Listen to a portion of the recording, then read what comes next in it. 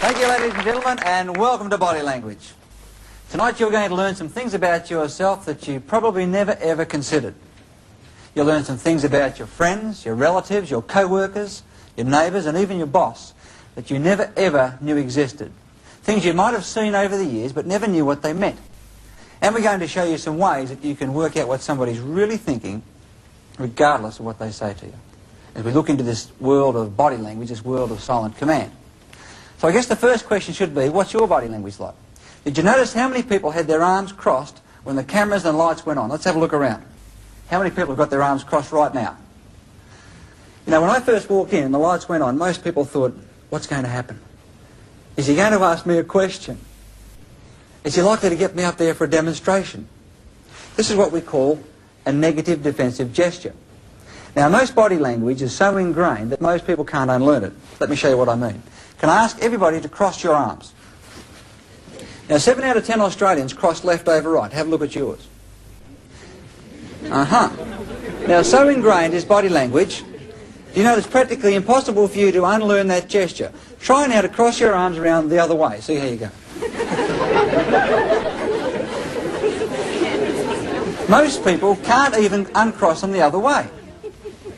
Now, the problem with this gesture... Now, can you please uncross your arms? Oh, good.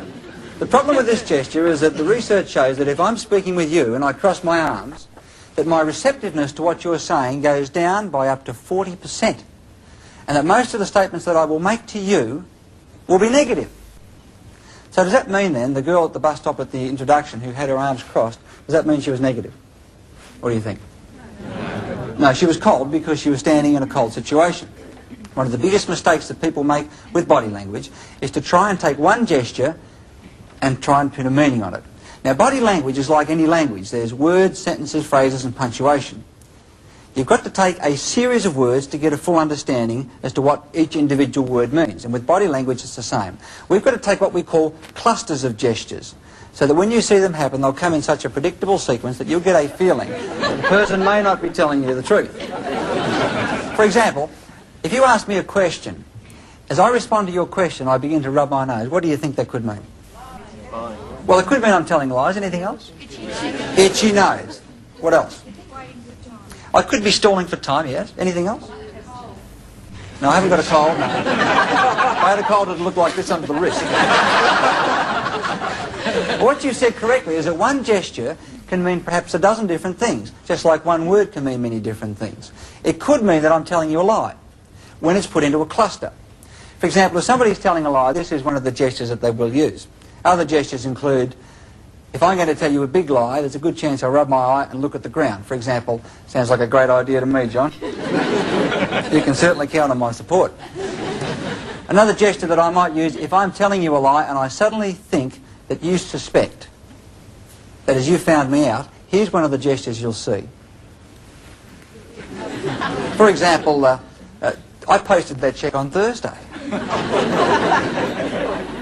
So when it comes in a sequence, if you ask me how I felt about your presentation or what you're saying, and I said I think it's a great idea, I think you've done a terrific job and you've got a tremendous future, you may not believe me, is that right?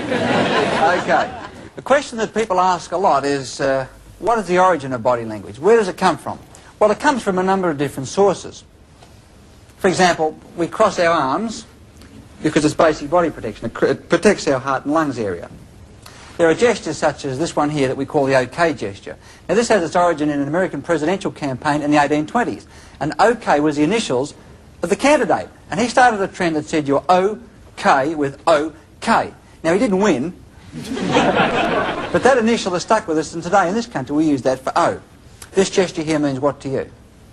Yeah, that's OK, she's all right. It goes back to the days of the Roman gladiators. They'd be fighting in the ring. The winner would hold the sword over the head of the loser and look to the crowd for guidance. If the crowd did that, they meant hold the sword up, he's OK. And they spared him. Yet there's other gestures such as smiling, for example. Why do we smile? Now, smiling has its origin in fear. When two monkeys would meet, they would draw the lips back like that, each showing that the other was fearful of the other. Therefore, each was subordinate and non-threatening. Make sense? Now, modern man does the same thing. If I meet you, I will smile. So therefore, you'll interpret me as non-threatening and find me acceptable. What happens if I meet you and I don't smile? You're what? Suspicious? What about this gesture? Yes. That's a yes gesture. Is that used as yes throughout the world? No. No, it's not. You know what the origin of this is for yes? No. No, you don't. Its origin is in bowing. That is, if I'm subordinate to you, I will bow, correct? The more subordinate I am, the lower I will bow in relation to you. Hat tipping is another version of making myself smaller to be subordinate, and that's the origin, of course, of saluting. It's a symbolic hat tip. So, if I agree with you as we speak, my head makes this movement, correct? So it's a stunted bowing movement. Because it's a bowing movement, I'm subordinate to you. Because I'm subordinate to you, I will go along with whatever you want, so we use it as affirmation. What does this gesture mean? That's negative. This is the first gesture that every human being learns. When you're born, you put on the breast to drink. When the baby's had sufficient milk, what movement does it make with its head? It makes this gesture, so it rejects the food. Now, any child, you try to feed it, what happens?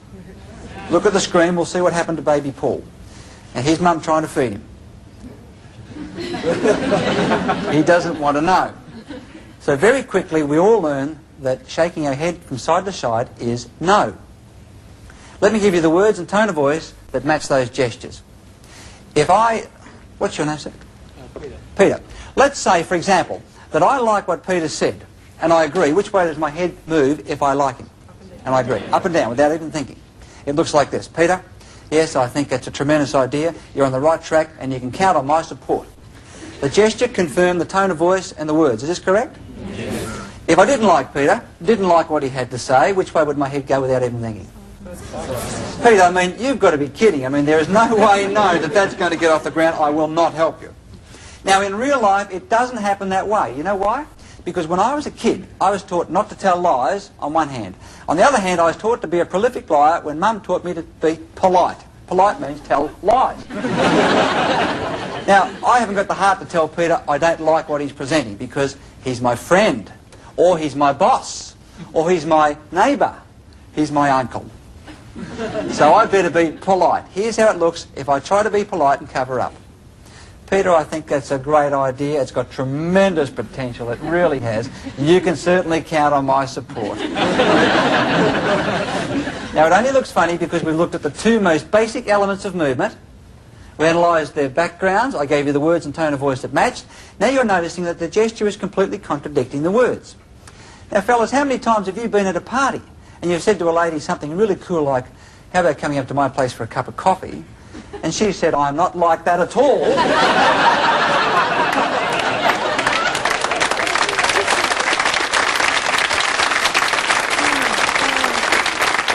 How many times have you missed that? Of course I'll respect you in the morning. Of course. Now, if height gives positiveness and lowering is subordinate, does it follow then that tall people must be more influential than short people? Well, who believes that tall people give greater power and more influence than short people? Hold your hand up. Who believes that tall people do not exert more influence than short people? All the short people. Okay. You don't believe that, sir? Can I have you at the front here, please? And come on out here. Come on. Okay, come on out here. What's your name? Bob. Please give Bob a big welcome, ladies and gentlemen. Okay. Bob says he doesn't believe that tall people exert more pressure than short people. Now, Bob's taller than me. If this is correct, he should be exerting influence over me right now, correct? Let's put it to the test. Okay, this is your microphone, Rob. Just hold it right there. You got it? Now, here's the scene. You've delegated a task to me, and I've ruined the task. And you're about to really let me have it and tell me off. Now, not yet, not yet, not yet. To make this work, what I'm going to do, I'm going to lay on the floor. Here I go. And just stay right there. Would you agree that in this position, I'm about as low as I can be in relation to Rob? Now, he's about as tall as he can be. Now, with a pointed finger, you tell me what a fool I am and tell me where to get off. Let me have it. You idiot! You buggered up that job. You think you know anything about body language? Let me have it. You're a real numbskull. Me then. Okay, right. Why don't you get up off the floor?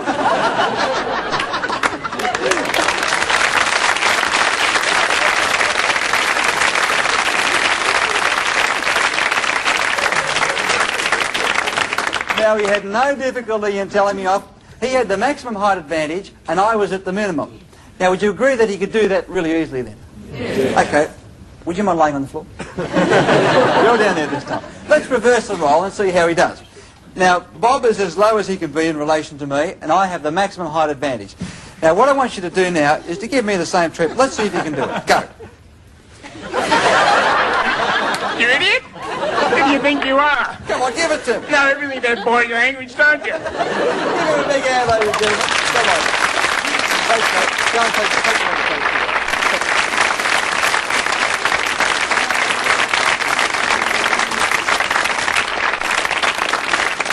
the Let me ask you this question. Who's had this experience? You've listened to somebody speaking. You've walked away and you've said to yourself, that sounded really convincing, but I got a gut feeling you can't believe a word of it. Who's had that feeling? Most of us have. Sometimes we might say, I've got a sixth sense, I've got a hunch, and the girls all say, my intuition tells me you can't trust that person. So what does it mean? Well, the research is quite incredible. It shows that when you and I are speaking face to face, that we're relying on the words that we use only a maximum of 7% of the time to put the message across. The gestures and what we call body language accounts for somewhere between 60 to 80% of the message it's sent. Now, if I try to tell you a lie or cover up, my gestures will no longer match my words. They go out of kilter.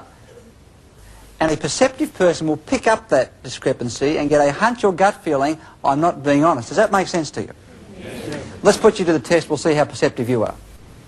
Here's the scene. You're in a home. And there's children playing outside. All of a sudden, you hear smashing glass and bottles.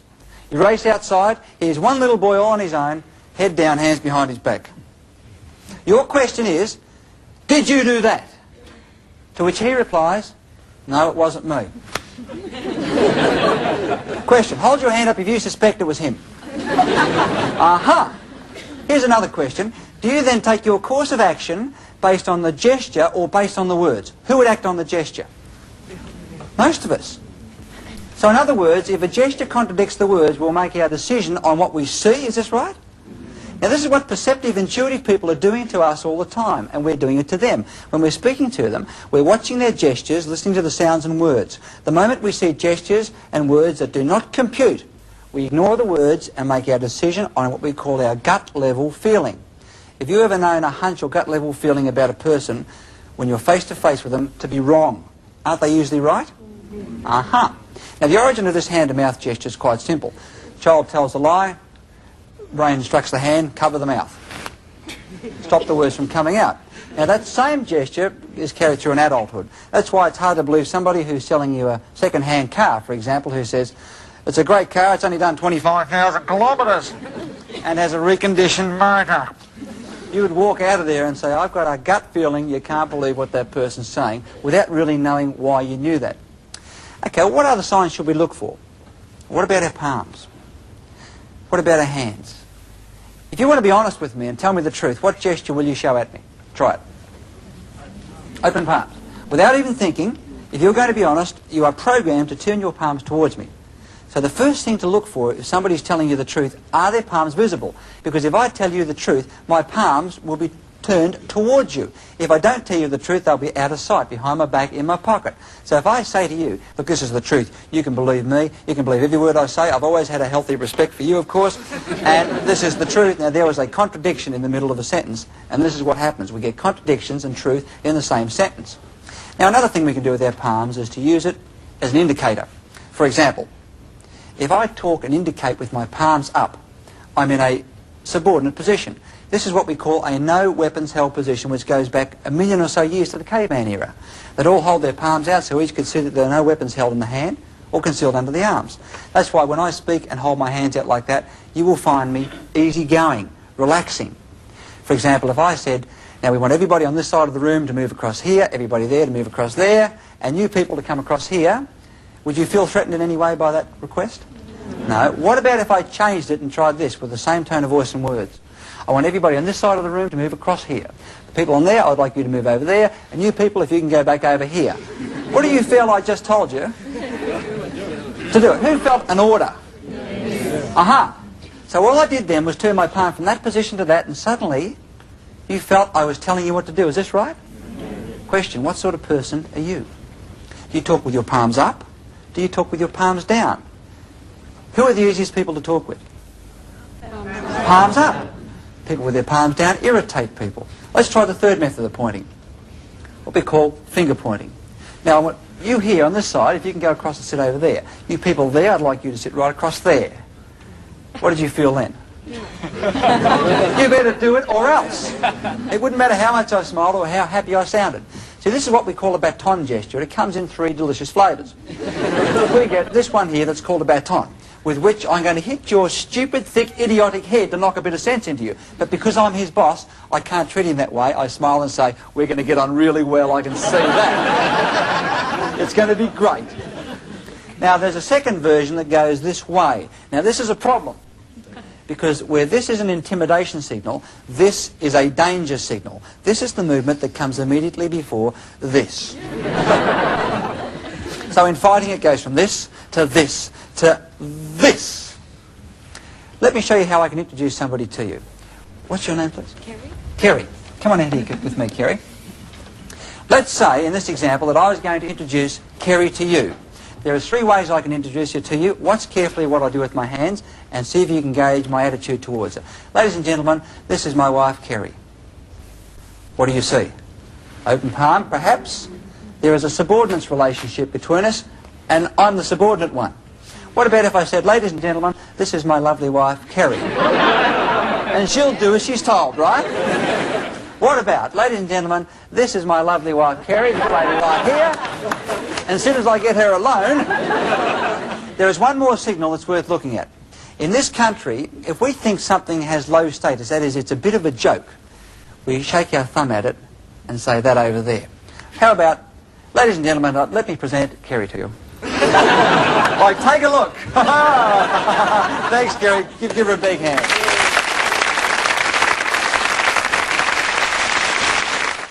The other way we can use our hands is what's called a handshake. Now, when you shake hands with somebody for the very first time, you get one of 3 very distinct gut-level feelings. One, you feel equal. Shake someone's hand, you feel, yeah, I like that person. Someone else, you shake them by the hand, and you think, ooh. Yes, well, I'll just stand over here. Someone else, you shake them by the hand, and you'll think, ha ha ha, you'll do as you're told. So you feel either equality, you feel superior, or you feel inferior. It's transmitted through the handshake. Can I have you for this demonstration, please? Sure. Come on out. What's your name? Alan. Okay, here we go. Give him a big hand, ladies and gentlemen. Good. Now, just before I do this test, what I want you to do is to shake hands with the person sitting beside you. And for the people at home, shake hands with somebody in your living room right now. Give them your normal handshake. Pretend you're meeting for the very first time. Keep it shaky. Keep it going. Hold it. Freeze it. Keep your hands together. Don't move. We're going to analyse this. Don't move a muscle. Keep those hands together. There's one of 3 things taking place between your handshake. 1 is you're transmitting equality. 2 is you're transmitting that you'll be the boss. Or 3, you're prepared to give in. Now listen carefully to this, then analyse your handshake. The person whose hand is facing downmost is saying, I'm going to be the boss and you'll do as you're told. If your palm's up, you're prepared to give in. Okay, stop holding hands. Do you see the second origin? The second origin of handshaking is arm wrestling. Handshaking originated like this. The winner would have palm down, the loser would be palm up. Modern man has put it into a vertical position. You can stop holding hands now, girls. So now the hands lock together. As I try to turn his hand over, he resists. So what are we left with? A handshake that's straight up and down, just the way my dad told me to shake. Good firm grip, son, keep the palm straight. He's only got to let it go just a little bit. Now, I got you, fella. Or if I give in, oh, I feel threatened by him. Now, that's why the most frustrating handshake of all, just hold your palm out flat down, is this one. Every managing director presents this to the staff. Because if I take his hand, what is he forcing me to do? Become submissive. How do you handle someone who does that all the time? Just hold it right there again. Here is the simplest, most effective way. Pleased to meet you once again. Good to see you. Give a big hand, ladies and gentlemen. Thank you.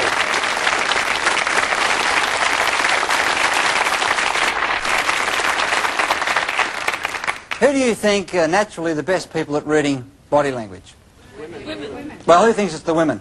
Naturally the best. All the women, right? Who thinks the guys are naturally best at reading body language? Well, let's have a look at what the test with babies revealed. They got babies that were 6 weeks of age. When the baby was crying, the mothers were asked to look at the baby and determine what the baby wanted. The mothers could tell 5 entirely separate meanings behind the same cry. It was hungry, it was scared, it was in pain, wanted attention, needed his nappy changed. Then they got the father to have a look at the same baby. What do you think he saw? A crying baby. In other words, the fathers couldn't tell the difference in the test conducted. Women are born with an innate ability to decode the body signals of other people, and this is for the survival of our species. If a woman can't look at a baby and tell you from its movement and its sound what it wants, it's detrimental to that child living. Does that make sense? Women are born with the ability to do it, men aren't. And for that reason, women make the world's best negotiators, salespeople, interviewers, interrogators, personnel people. They're not necessarily found in those roles as much, but they are the best at it. And for that reason, I say to every man here tonight, because women are so good at it, if you're going to tell a lie to a woman, particularly one who knows you, do it in writing or over the telephone. Because your chances of getting away with it face-to-face are reduced by 60 to 80%. That's how good girls are at it. Fellas, have you ever known a woman to say something like, my intuition says you can't believe that person, and for her to be wrong? They're never wrong, are they?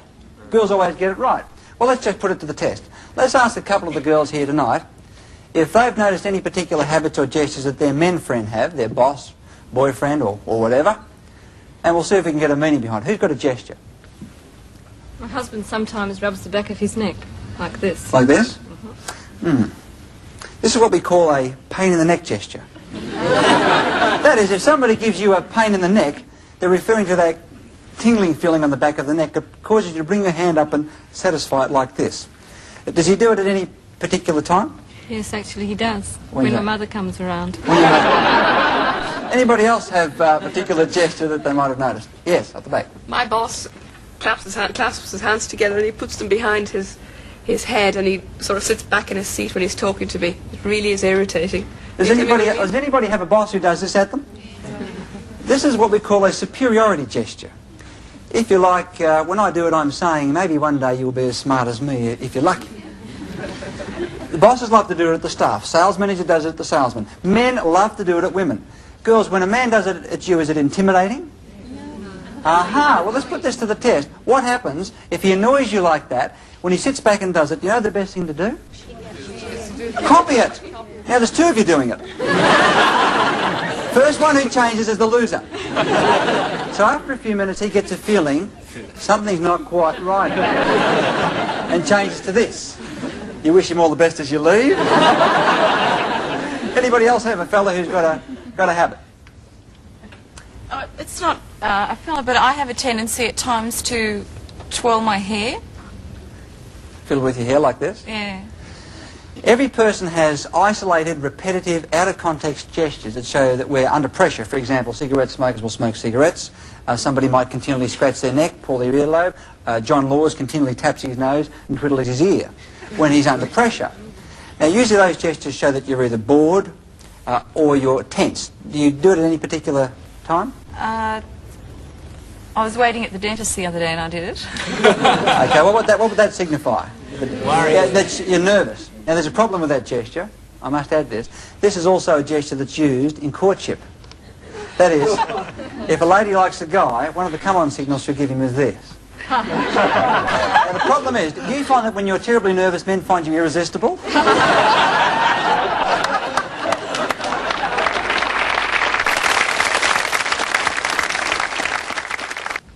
Here she comes. Beautiful piece of womanhood. He's had a hard day fishing. Watch his body change when he sees her. How many of you have done that? Is he going to... Oh. She's gone on her way. He's doing no good at anything that day. So the first thing that happens is a physiological change. Now, we said in the last segment that when somebody gets excited by another person, there's a certain part of their body grows to 4 times its normal size. Do you know which part that is? Eyes, pupil. Let's put it to the test. I'd like you now to take a look at this. Here we have a right-hand picture, here we have a left hand. Which do you find the most stimulating and exciting? Put your hand up if you find the right hand the most stimulating. Most of us. Do you know that most people can in fact decode the signal that's in that particular picture? What we've done is enlarge the right-hand pupils of Kerry-Ann to 4 times the pupil size of the left. When somebody is excited by you, their pupils will actually expand. If they're negative, they're unhappy, the pupils will constrict and become smaller. And you know, most of us can decode these pupil signals and we reflect it in our speech. We say things like, it sounded convincing, but you wouldn't trust him. Did you see his beady little eyes? How many of us have used that expression? Never realised what we were actually seeing. What about cigarette smoking? You know, if I feel positive, and we'll say positive means I like you, I like what you're saying, I like being here, I feel positive about what you're presenting. Which way would you expect me to exhale the smoke, assuming that I'm far enough away from you that it wouldn't make any difference? Up. Anybody think I blow it down? Who thinks I blow the smoke down if I feel positive? Nobody. Did you realise you always knew it wouldn't go down? Who thinks I'd blow it? Who thinks I'd blow it up? Who thinks I'd blow it straight out? We've got a few non-smokers here. Let's put it to the test. I'll give you a sentence, then I'll give you the puff, you be the judge. Bob, I think what you've had to say has been excellent. When the committee meeting comes up on Tuesday, I'm going to be recommending your solutions because I think you know what you're talking about. You can count on me, friend. I don't agree with you. Had he better rely on me? No. He better not. What's your name? Bob. Bob. Okay, Bob. 2 Bobs. Bob, I think what you've had to say is certainly the right solution for us, and when I go to the board meeting on Tuesday, I'm going to be pushing for you because I think you know what you're talking about. You can count on me. Had he better count on me? He better not. Okay. What's your name, please? Cheryl. Cheryl. Cheryl, I've really enjoyed meeting you here at the party tonight. It's been really great. And I just wondered if you'd like to come back to my place and see my etchings.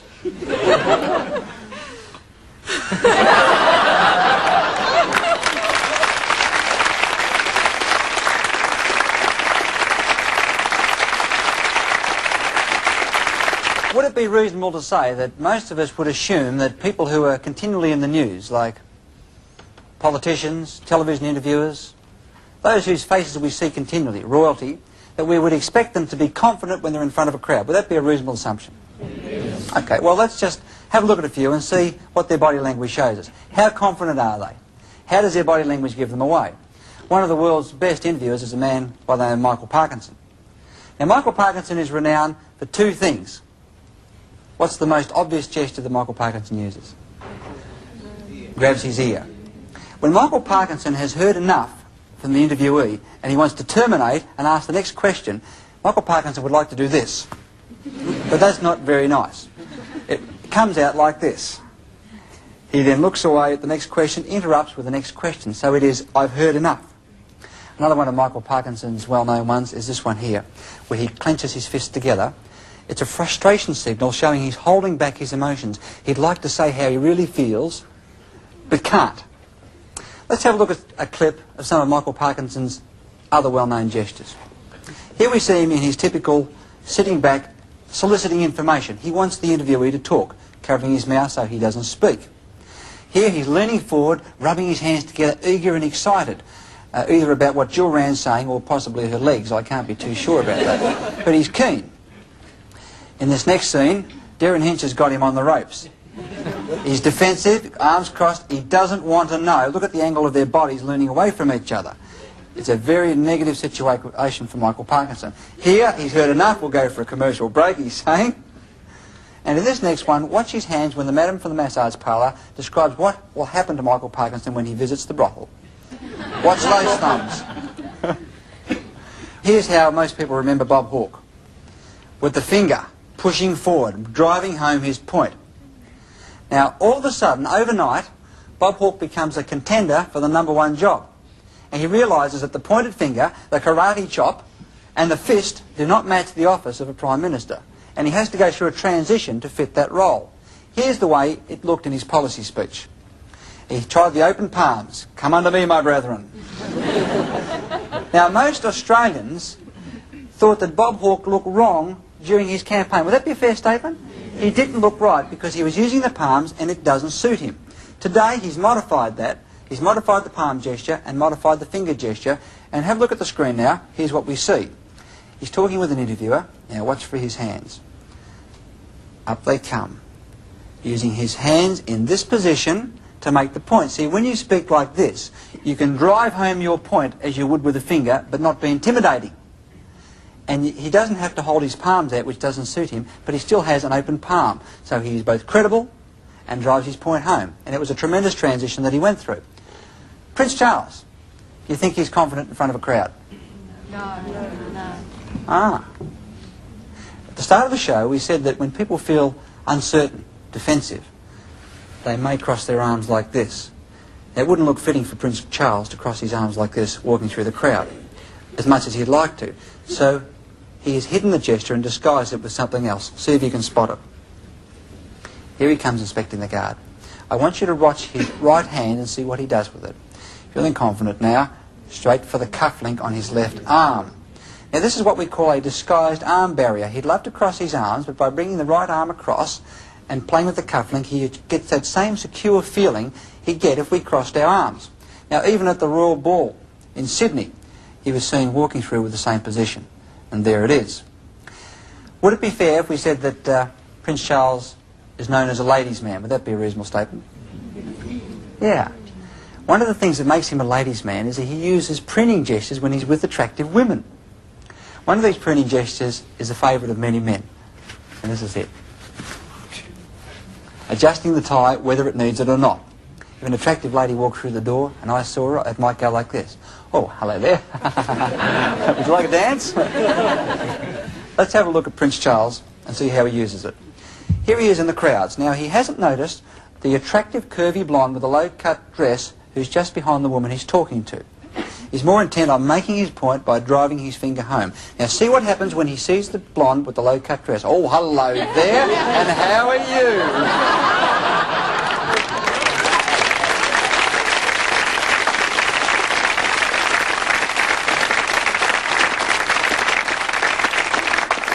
Now, all of us act predictably when our territory is invaded by other people. Our territory can include our home, our motor car, our office. And within our territories, there are sub-territories. For example, in your own home, everybody has his or her chair. And nobody else had better dare sit in it, right? Let's see what happens when we sit at a table. And can I use you? What's your name? Steve. Steve. Come on up, Steve. Give me a big hand. Come over. Sit down there, Steve. Here we have a scene that's at a restaurant. It could be at an office. We have a square desk. Now, here's the problem with a square desk.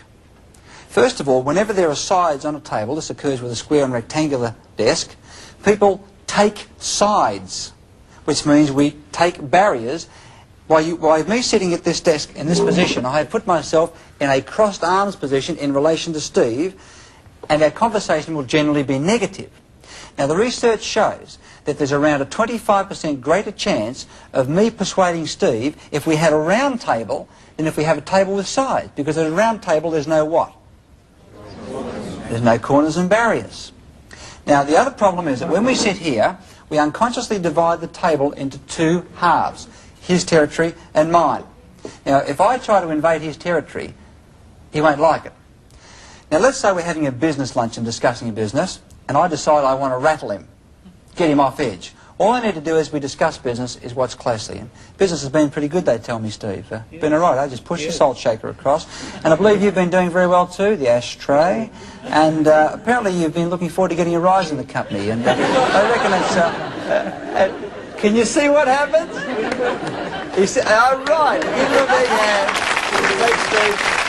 Thank you very much.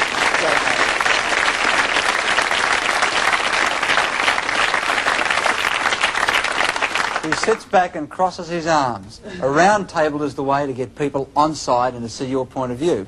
Now, personal space also extends to a certain amount of air around our bodies that we take and claim as our own. Now, in the case of somebody from a capital city, it differs from somebody from the country. Can I ask you to come up, please? What's your name? Jane. Give her a big hand, ladies and gentlemen. Jane.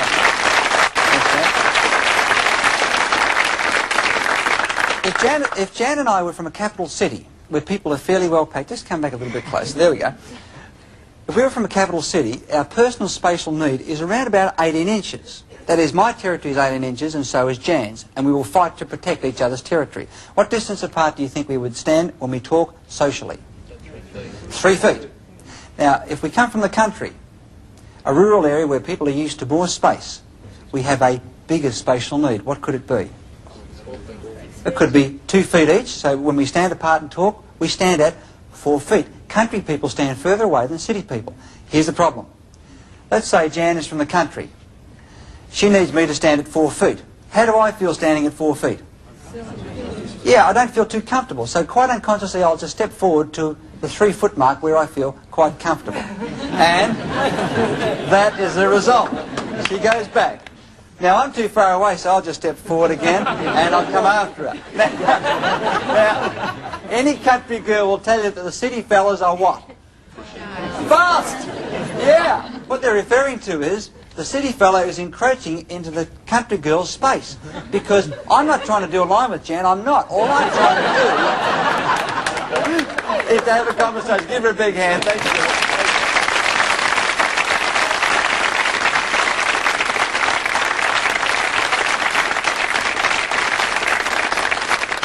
Let's have a look at something that most people identify with. Being booked by the police. How many people here have been pulled up for speeding and booked by the police? A few people rubbing the back of their neck, they're not too sure. Let's have a look at the territorial roles of each person that's being booked. Now, in this case, what's your name, sir? Ken. Come on up, Ken. Ken, I'd like you to sit up the back here. You're going to be the police officer. And here's my car. In fact, we're going to make this official. Here we have Officer Ken. And he's in the car behind me. Now, I've been speeding, there's no doubt about it. And he's pulled me over to the side of the road. Here's the normal role. Officer, come out of your car, come across. He gets out of his car and walks across to me. I wind my window down, correct? And say, Officer, was I speeding? Will he slap a ticket on me? Yes. Let's have a look at what happened from a territorial point of view. He was nice and... Come back here, don't run away. He was nice and secure in his territory. By me remaining in the car, I have forced him to do what? Come from his territory into a hostile territory. I'm now down here behind a large barrier making excuses. Here's what to do next time the police book you up. Okay, officer, get back in the car. Now, suddenly the sirens are lights, he pulls me up. The first thing is, get out of the car. And go briskly, not too fast, briskly back to him so he's not forced to come from his territory to yours. Number one. Number two is, get lower. Hopefully he's not out of the car so I can go down. Hold my palms out, no weapons concealed. Number three is, degrade myself. I'm such an idiot. Now, I never said this was easy, but it's better than getting a fine, right? And it's a lot of fun. So three, I degrade myself. I'm such an idiot, I didn't mean to be speeding. How could I have possibly thought? What a fool. Number four, raise his status to show that you know where he is. I want to thank you for stopping me. I mean, I could have hurt myself. You guys do a terrific job, you really do. You've got to be an actor, but gee, it's fun. Finally you say, you're not going to book me, are you? You reckon he can book you at that point? Well, you reckon he can? Oh, give him a big hand. Thanks, kid. Thank you.